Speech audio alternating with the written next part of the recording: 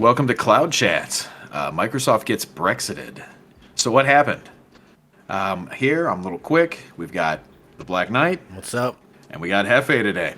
What's going on? So, Microsoft's acquisition of Activision Blizzard was blocked by the UK's Competition and Markets Authority and will not be allowed to proceed within the UK, specifically in relation to the future of cloud gaming.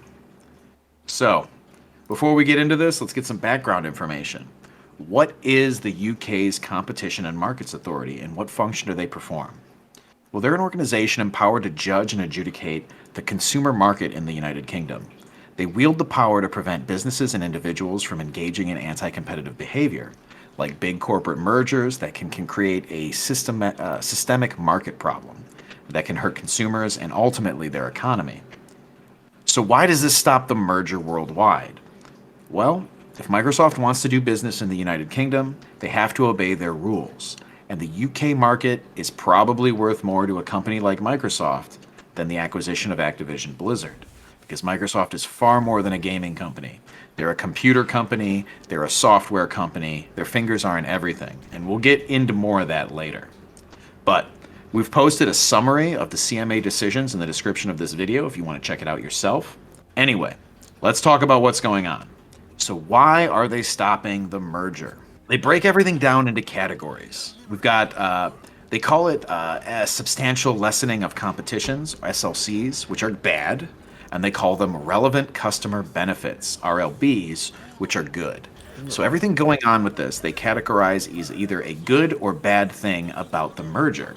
The bottom line is that if they don't think those RLBs outweigh the SLCs, then the merger isn't good and won't happen.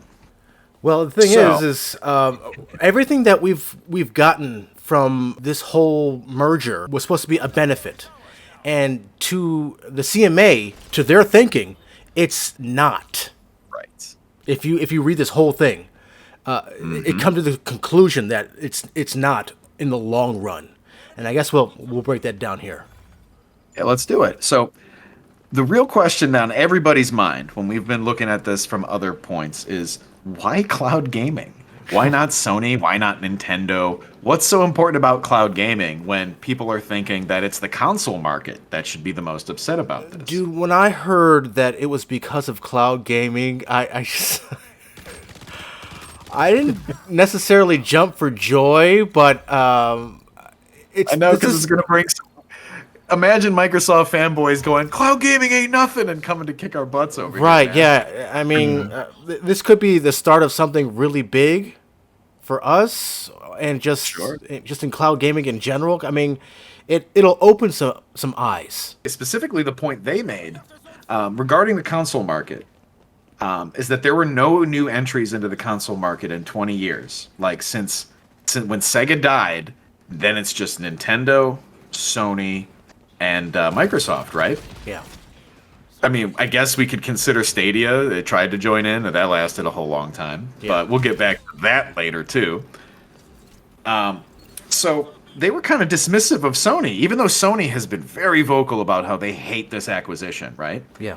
But in this article, the CMA kind of is very dismissive of their concerns. And, I mean, the gist of it is like, shut up, Sony. This isn't about you. The CMA is worried about not just Sony, but everyone else in the market. So it's not brings us just back. it's not just Cloud their gaming. cloud gaming Why is it aspect. cloud gaming. Yeah, I know. It's not just their cloud gaming aspect, but it's also everybody getting into it. Let's say NetBoom or JoyArc, or if Intel launches their service, or if Walmart launches their service, like they were saying they would last year or something like that. It's clear that they've been in contact with Microsoft prior to this. They weren't doing this out of the goodness of their hearts. Yeah. So these 10-year deals were what the CMA calls a behavioral remedy. Since the merger got blocked by the CMA, clearly the cloud remedy wasn't remedy enough, right? I like that it's specifically point 73 when they say, to address our concerns, Microsoft offered the Microsoft Cloud Remedy.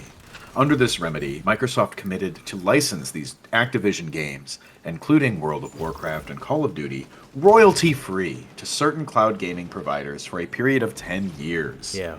Microsoft wanted Activision so bad that they were going to do this all royalty free and just get it out there because that's the hurdle they thought they had to jump in order to get this through the UK. The movement has a name. Why is cloud gaming so important to the CMA? That's what it has to come down to. If consoles, we know video games are huge worldwide. They make more money than movies, more money than music. Video games are the most profitable entertainment enterprise. Yeah.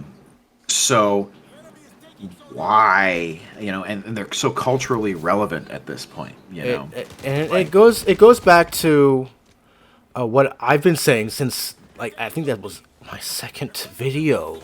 If you look at point 21, global cloud gaming revenue will increase to 6.1 to 11.4 billion by 2025, and then that will just keep going as the years continue. 11.9 to 13.5 billion by 2026. It leads us back to why we started Cloud Gaming Battle in the first place, because we've been watching this from its infancy, and we just think that this is the future, and let's cover it, right? Yeah. And to think, I think it was 2018. It was just millions. It wasn't billions. Yeah. Crazy. But you've got Boosteroid with millions of users. You've got GeForce Now with millions of users. You've got, God knows how many Xbox Game Pass customers there are, and with their with everything going on with that, Yes. like Xbox Cloud that's starting up, like it's huge. And the point that the CMA is making is that, similar to how streaming was supplanting cable, cloud gaming has the potential to supplant console gaming. It has the potential to become a dominant, massive, multi-billion-dollar industry, and they don't want to compromise its future. Yeah. Right? I mean, the point above that, 20, since games are executed remotely, gamers can, as we know, gamers can use devices that can be less powerful and are often cheaper than consoles or gaming PCs. And that was kind of the selling point that we've said from the beginning for the past several years, is that you can do this on a phone. Step outside of consoles for a second. Look at PCs. PC prices have been trending up. We all know how GPU prices are just going crazy, Yes. Thanks crypto. But they never came back down. Converse to that, smart TVs have been dropping in price. Yeah. Mm-hmm. Especially compared to inflation. Yeah. And smart TVs can run these apps. Yes. You don't even need a console to That's play right. video games in the future. You Yep. just need the TV with the app. Yeah. And that is the future of gaming potentially. And the CMA is recognizing this. Yes. They are recognizing that you don't need hundreds of dollars to get started. You just need a little bit. Yeah. So let's get into another aspect of why the CMA cares so much. The CMA, not only does the UK consume a lot of game products, so this is a lot about protecting the consumer, right? But there's more to it than that. The UK has a lot of game studios. The UK is a prolific creator of video games as well. And anything that chokes out the video game market will hurt one of the largest wealth generating industries for the UK's economy as well. So they need to protect it from multiple angles, not just consumer angle, but you really have to think about if Microsoft controls too much, kind of like how Apple kind of controls too much in the iPhone game, in the mobile game, it stifles people making money without them sticking their hands in and taking a little bit out. And the CMA asserts that cloud gaming is, because it's poised to challenge and supplant the console industry, you can't give Microsoft too much power there. Yeah. I mean, what do you got? You guys think that's correct? Games run, at least PC games, the majority of PC games run on Microsoft Windows. Yes. So they own that market, and they've owned that market for a long time. Windows has dominated the gaming aspect like Let's early put it into 90s. perspective. let's put it into perspective. Let's say it wasn't Microsoft buying them. Let's say it was Nintendo. If Nintendo had bought them, I think they would have let it go through.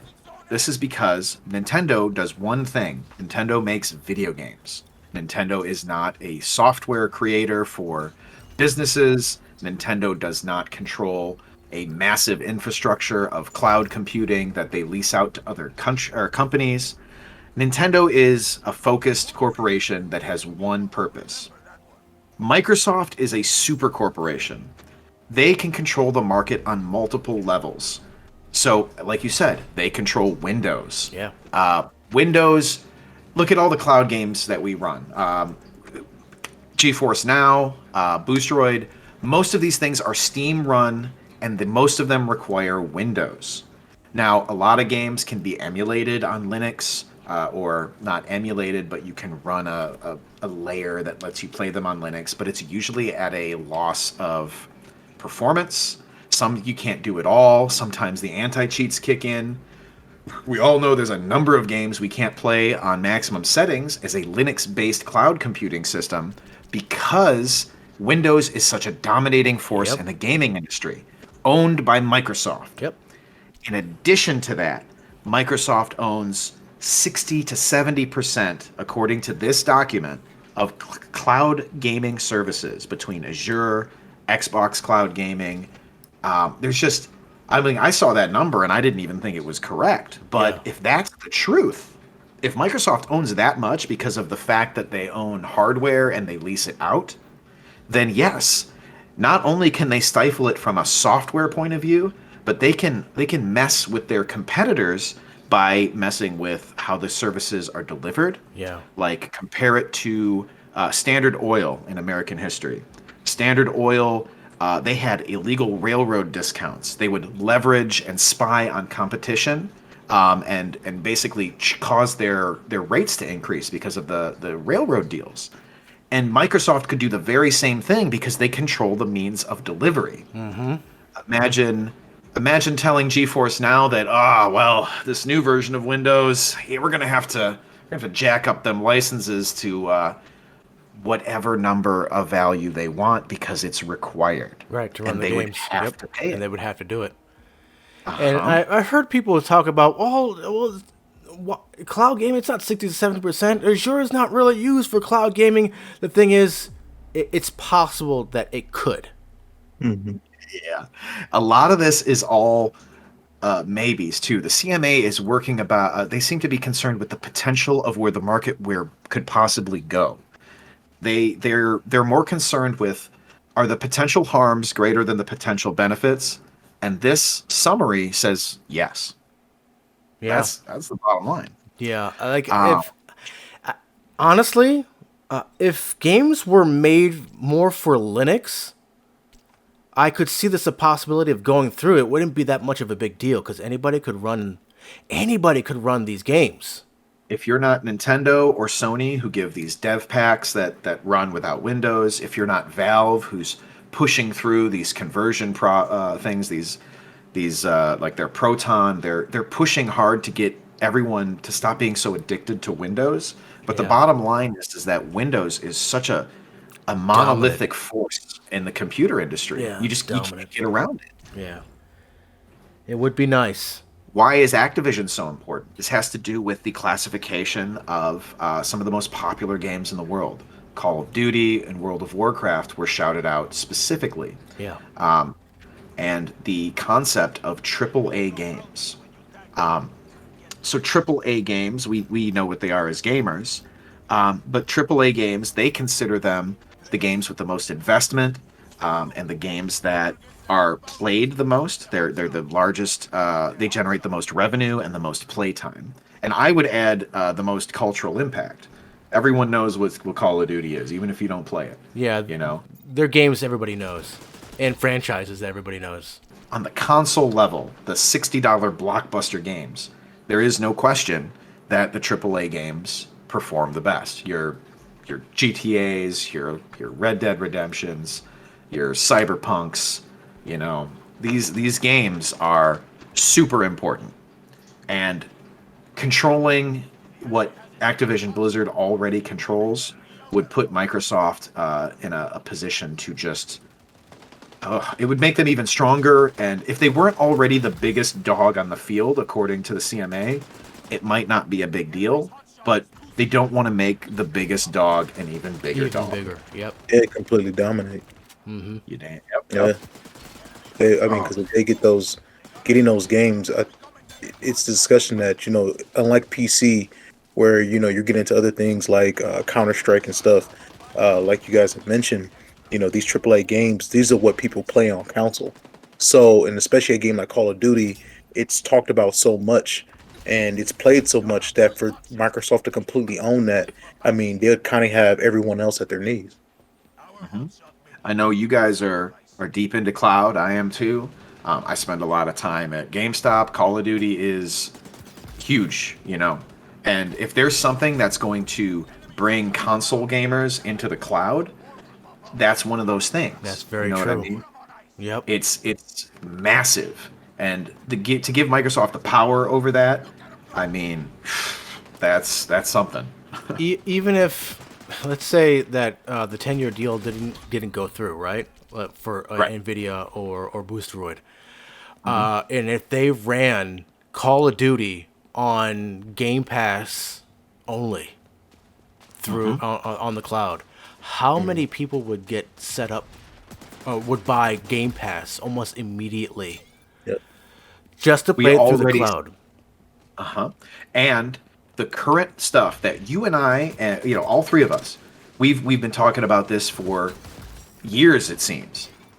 The games that your service offers in the most convenient way possible is what brings people to your service. GeForce Now, hyper convenient. And by Microsoft having that lever, like, what happens after 10 years? Do these games become exclusives at that Lockdown, point? baby. Does Microsoft coincide the release of their ultimate cloud service to coincide with the end of these deals so that they can scoop everything from all their competition?